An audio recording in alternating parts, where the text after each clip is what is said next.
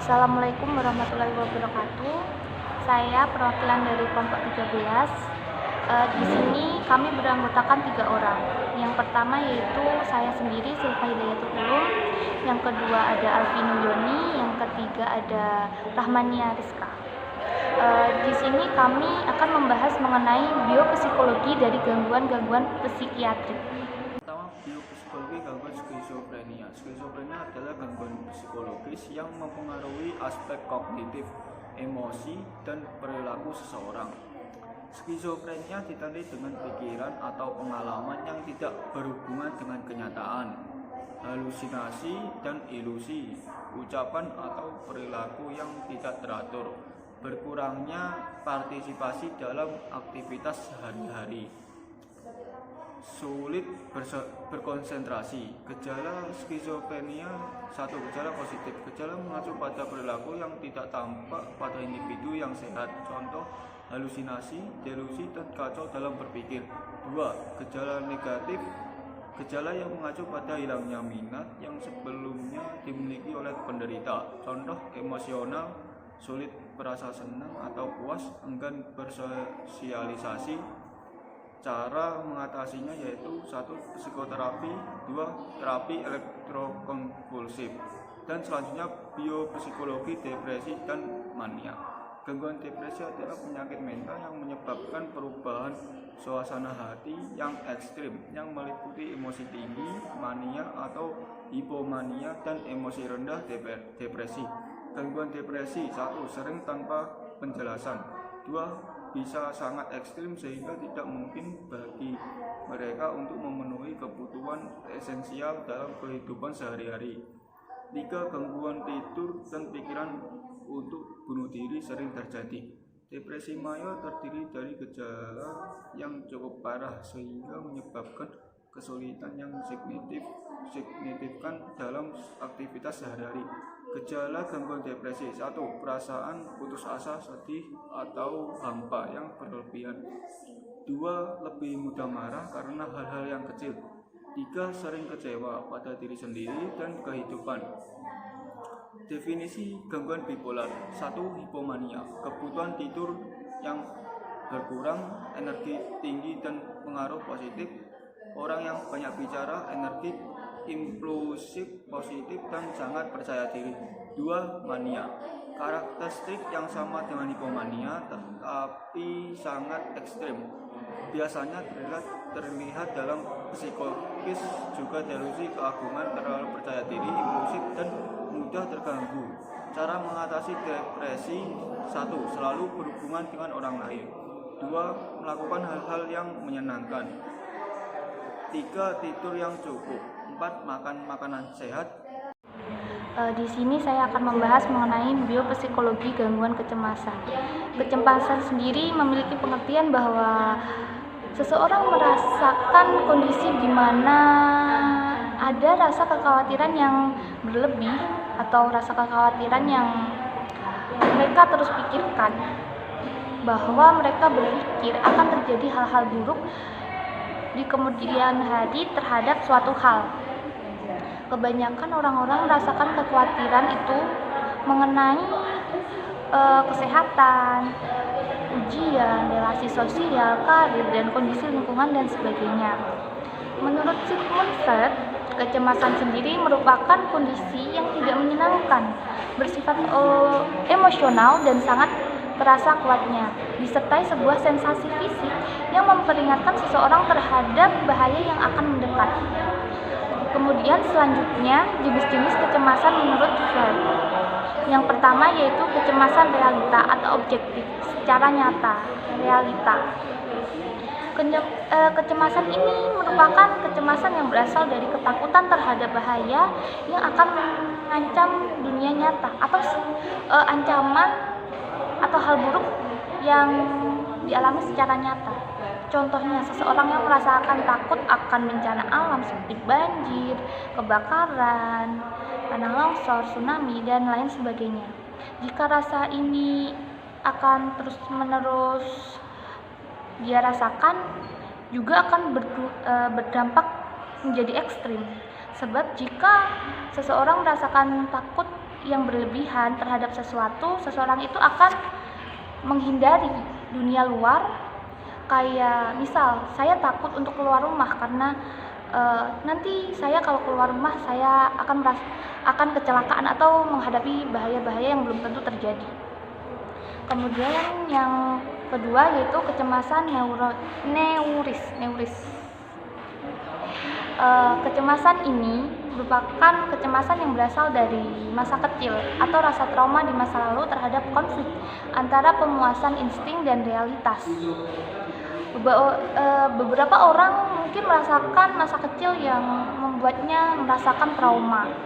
Misal, dulu waktu kecil orang tuanya sering dimarahi, dihukum karena kesalahan-kesalahan kecil yang seharusnya itu sebagai orang tua kita harus menasihati secara baik-baik, karena di usia anak-anak itu harus didikan yang secara lembut namun tegas, bukan keras, karena itu akan menimbulkan efek traumatis dan itu bisa dibawa dari kecil sampai dewasa. Kemudian yang ketiga yaitu kecemasan moral. Di sini hasil konflik antara ide dan superego. Kecemasan ini berasal dari ketakutan akan sesuatu yang bersumber dari hati individu sendiri atau dari diri kita sendiri. Ketika seseorang termotivasi untuk mengekspresikan insting yang berlawanan dengan nilai moral yang termasuk dalam superego, itu akan merasakan malu atau bersalah. Misal contohnya seperti kita ada konflik dengan kekasih kita atau pacar kita. Nah, kebanyakan perempuan sering menyalahkan dirinya sendiri akan sesuatu hal yang akan terjadi. Misalkan seperti itu. Contohnya seperti itu. Kemudian selanjutnya yaitu indikasi kecemasan. Yang pertama yaitu cemas, takut, khawatir, dan sesak nafas. Memiliki firasat buruk, mudah tersinggung, insomnia atau susah tidur karena banyak pikiran atau overthinking, susah berkonsentrasi dan pelupa. Kemudian ada mulut terasa kering, suka menelan seolah-olah ada benda yang menyumbat tenggorokannya, gangguan seksual atau libido meninggi, jantung terasa berdebar-debar dan dada itu terasa sesak atau merasakan tekanan. Kemudian ada gangguan pencernaan, merasa gelisah dan selalu overthinking. Hal-hal yang tidak perlu dipikirkan itu seseorang itu akan memikirkannya terus, maka itu juga menjadi indikasi kecemasan. Kemudian selanjutnya yaitu fungsi gangguan kecemasan. Yang pertama yaitu suasana hati. Dalam hati akan merasakan kayak bersifat emosional, kayak mudah marah, sedih, kecewa, itu bisa saja bercampur jadi satu. Kemudian yang kedua yaitu pikiran. Pikiran itu akan merasakan rasa kekhawatiran atau overthinking yang berlebih dalam kita memikirkan sesuatu hal yang tidak perlu kita pikirkan. Kemudian sulit berkonsentrasi, pikiran juga bisa kosong, suka membesar-besarkan masalah kecil, merasa dirinya sangat sensitif, merasa tidak berdaya atau wasi, ketergantungan tinggi, ingin melarikan diri. Maksudnya melarikan diri itu bisa melarikan diri dari masalah, bukan menyelesaikannya. Kemudian yang keempat yaitu perilaku, yaitu seperti kayak gelisah, cemas, merasakan kegugupan dan kehati-hatian atau kewaspadaan yang berlebih. Kemudian yang terakhir yaitu cara mengatasi kecemasan. Kita bisa mengatasinya dengan yang pertama, kita dapat merilekskan tubuh, menenangkan diri, seperti itu. Kemudian yang kedua yaitu memusatkan pikiran pada kegiatan yang sedang kita jalani atau tidak overthinking. Yang ketiga yaitu menghindari minuman yang berlebih atau beralkohol. Yang keempat yaitu sharing kepada orang-orang terdekat mengenai apa yang sudah dialami, atau kita curhat kepada teman kita. Nah, seperti itu kita membagi cerita agar hati kita itu merasa lega dan longgar. Jadi kita tidak perlu memikirkan menjelaskan bahwa kita itu sendiri, karena nyatanya masih ada orang yang dapat mendengarkan cerita kita. Kemudian yang kelima yaitu ada me time atau meluangkan waktu untuk sendiri. Seperti kita bisa mengisinya dengan hal-hal yang kita sukai atau hobi untuk melupakan masalah kita sejenak daripada kita overthinking. Kemudian ada cara untuk mengatasi kecemasan secara Islam atau menurut Islam. Ini dapat diatasi dengan mendekatkan diri kepada Allah Subhanahu wa taala dengan cara ibadah. Nah, ibadahnya itu bisa seperti sholat. Saya Rahmania akan menjelaskan dan mempresentasikan mengenai biopsikologi kecanduan obat terlarang dan biopsikologi kecanduan pornografi. Yang pertama yaitu biopsikologi kecanduan obat terlarang. Mungkin dari kita semua tidak asing ya dengan kecanduan obat terlarang. Tapi saya akan membahas ulang mengenai apa sih itu, bagaimana sih itu kecanduan obat terlarang. Yang biasanya obat terlarang itu kita sebut dengan narkoba ya teman-teman. Oke, pengertian narkoba. Narkoba itu sebenarnya singkatan dari narkotika, yaitu psikotropika dan bahan adiktif yang berbahaya yang apabila dihirup atau dimasukkan dalam tubuh manusia itu akan mengubah pola pikir manusia, mengubah perilaku manusia dan mengurangi kesehatan manusia, seperti itu. Setelah itu ada jenis-jenis narkoba. Jenis-jenis narkoba yaitu ada candu, ganja, sabu-sabu yang diolah menjadi satu dengan berbagai campuran atau ya murni dari candu ataupun ganja sendiri. Akan tetapi yang banyak dilakukan yang banyak digunakan oleh orang-orang itu yaitu sabu, ekstasi dan ganja. Setelah itu ada alasan kenapa kok ada sih orang yang ketergantungan atau kecanduan sama obat terlarang tersebut. Itu karena apa?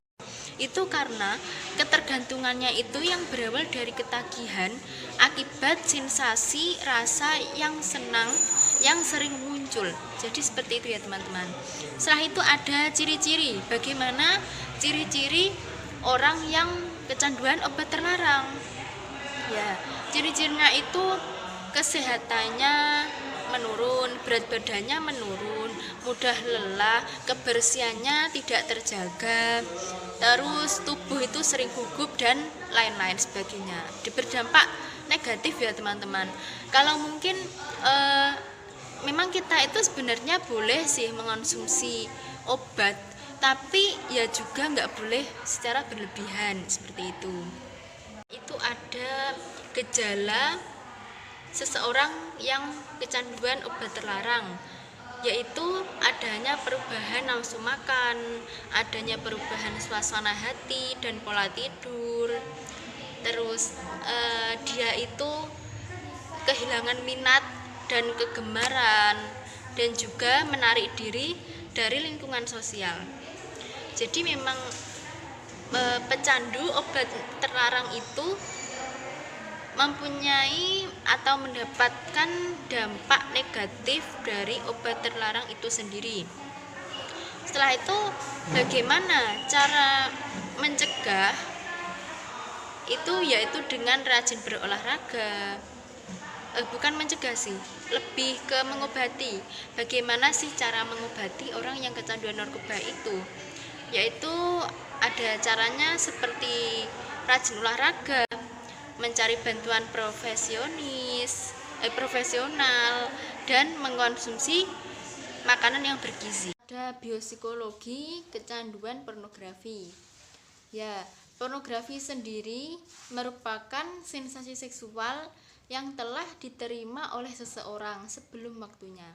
Jadi apabila ada orang yang kecanduan pornografi, itu di otak bawah sadarnya itu ada keendapan ada pengendapan memori dan kesan buruk mengenai pornografi.